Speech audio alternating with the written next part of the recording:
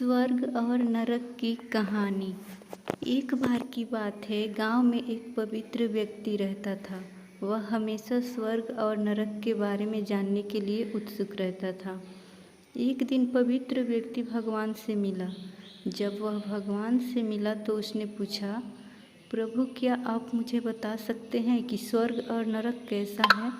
भगवान मुस्कुराए और उसे दूसरी दुनिया में ले गए।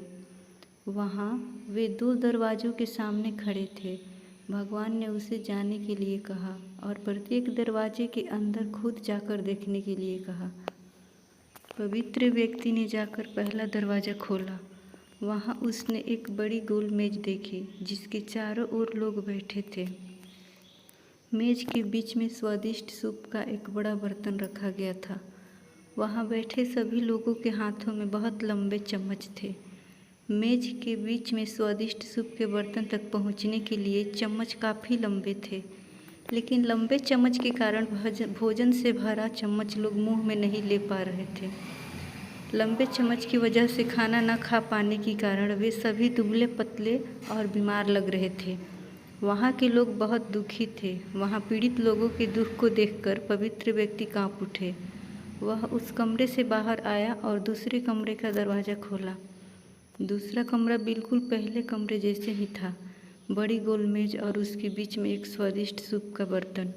वहाँ बैठे सभी लोगों के हाथों में लंबे चम्मच था, लेकिन वहाँ के लोग स्वस्थ थे। वे एक दूसरे से बातें कर रहे थे और खाना खा रहे थे। पवित्र व्यक्ति यह देखकर प्रसन्न हुआ और उस कमरे से बाहर आ गया। फिर पवित्र व्यक्ति भगवान के पास गया और कहा, मुझे समझ नहीं आया कि दोनों कमरे एक जैसा ही है, फिर भी एक कमरा दुख से भरा है और दूसरा सुख से भरा है।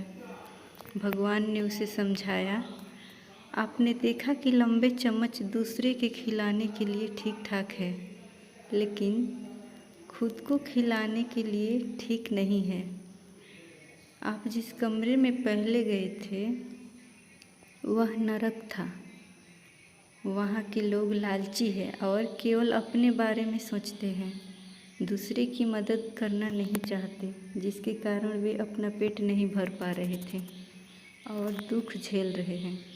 और दूसरा कमरा स्वर्ग था। यह उन लोगों से भरा है जो एक दूसरे की परवाह करते हैं और प्यार करते हैं, एक दूसरे को उन लंबे चम्मच से खिलाते हैं जिससे वे स्वस्थ और सुखी रहते हैं।